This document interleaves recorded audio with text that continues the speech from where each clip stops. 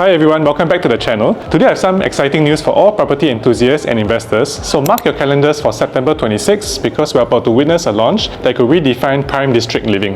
Yes, I'm talking about Skye at Holland, a project that promises not just great location, but potentially unbelievable prices too. Located right at the doorstep of Holland Village, this development is nestled in one of Singapore's most sought-after enclaves. It's a location synonymous with lifestyle, convenience and prestige. But what makes Skye at Holland stand out isn't just the address, it's also the compelling alignment of quality, pricing and the potential. So let's dive deep into why this launch might be one of the most attractive in 2025. Okay, so now we'll run through some quick facts on Skye. So firstly, the project is developed by Capital Land, UO Land Group as well as Singapore Land and King Leong. So these developers definitely don't need any introduction.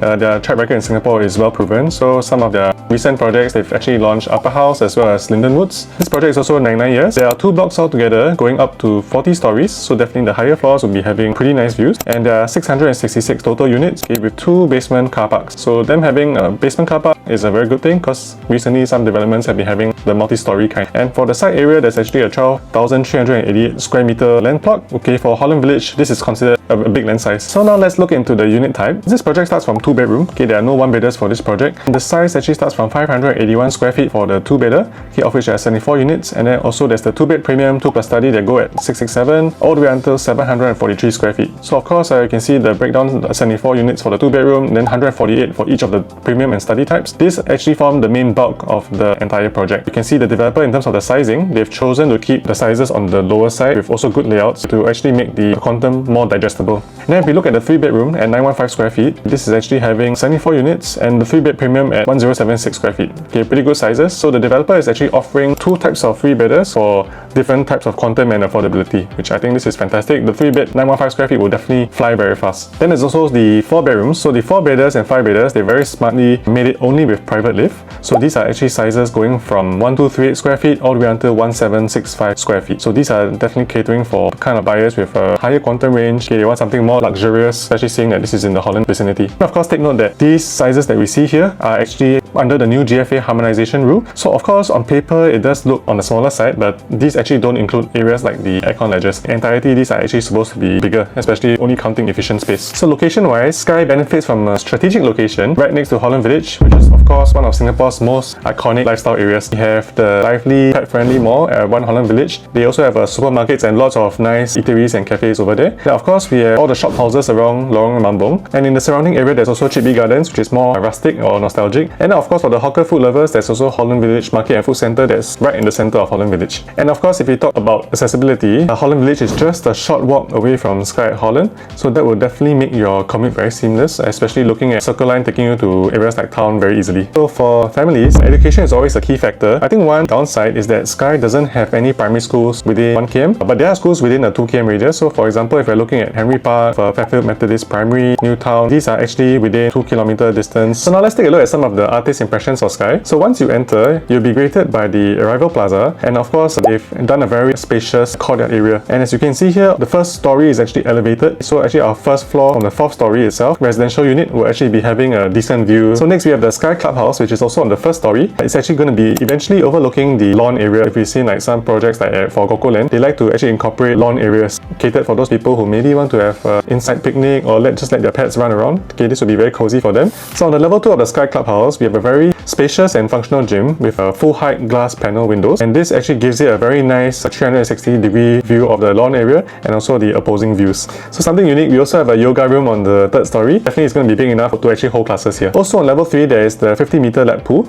and there's also a wellness pool on level 1. Next we'll talk about the finishings for the project. The developers are actually providing a top-tier finishing. So you can see Vizuk is one of the main brands for the white goods for this development. So the fridges will be from Libya, and the sanitary fittings as well. So they will range from Laufen, Hans Grohe, Gassi as well as Blanco. So here's the site plan. There are going to be 2 blocks, block 2 and 6. Generally a northwest orientation as well as southeast orientation. So the northwest being here and then the southeast being over here.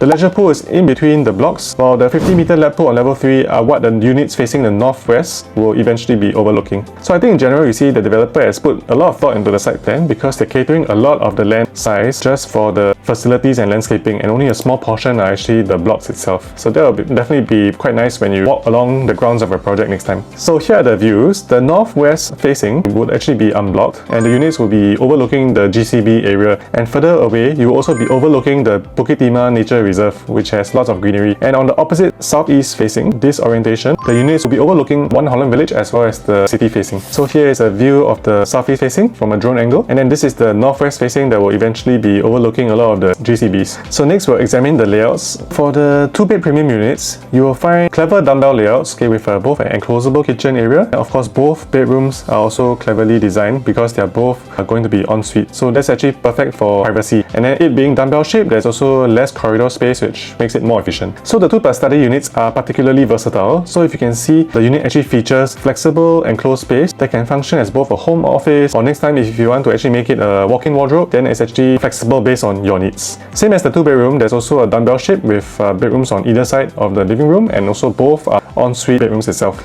Now let's look at the 3 premium units. So they come equipped with both a dry as well as a wet kitchen, and it also eventually comes with a yard area with a bomb shelter for storage. There's also windows in the master bath as well as the common bathrooms. And the developer has also designed all the living areas as well as all the bedrooms to be facing the same orientation with no bedrooms at the back of the unit.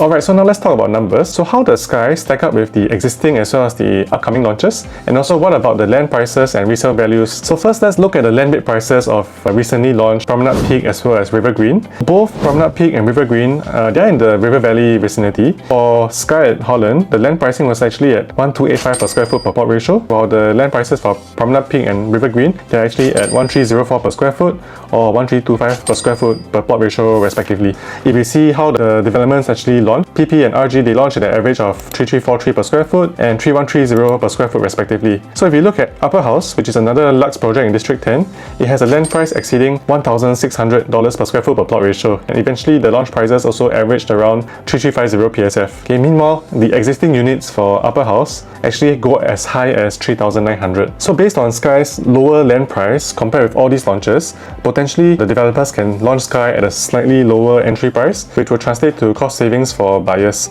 And if today's Skye launches at an average of say $3,000 per square foot or something slightly under, that will already be a steal, especially if you're getting Prime District 10 in the heart of Holland Village and the amenities. And also not to forget the projects we mentioned like Promenade Peak, they are actually in RCR, whereas Skye Holland is in Prime District 10. So you could potentially get Skye at even lower pricing than RCR pricings, and this will actually be probably your last chance to do so. So why do we say that? Because looking ahead at the upcoming launches comparable with Skye, we actually have Holland Link with a land price of 1,432 per square foot per plot ratio, okay, which is higher than Skye at Holland. And it's good to know that this plot isn't actually near major amenities like the MRT station like Skye is, and it's also located in rest of core central region in District 21, not D10 like Skye. So similarly, the plot at Dunian Road transacted at $1,410 per square foot per plot ratio, and that is also higher than Skye at Holland. So all in all, Skye has a lower land price in Prime District 10, and last we compare Skye with One Holland Village, which is the mixed development right next that recently TOP'd. One Holland Village was actually purchased at 1,888 per square foot in 2018.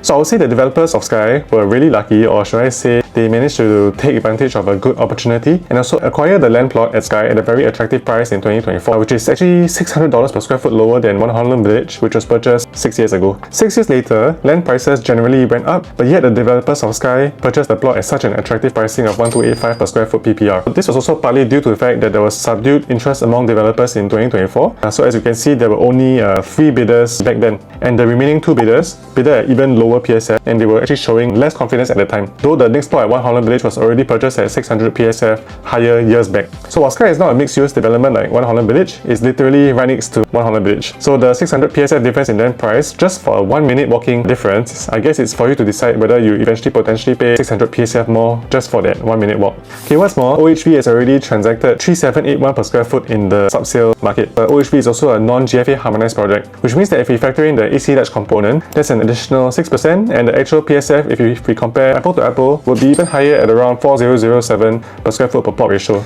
So what pricing can we expect for Skye's launch?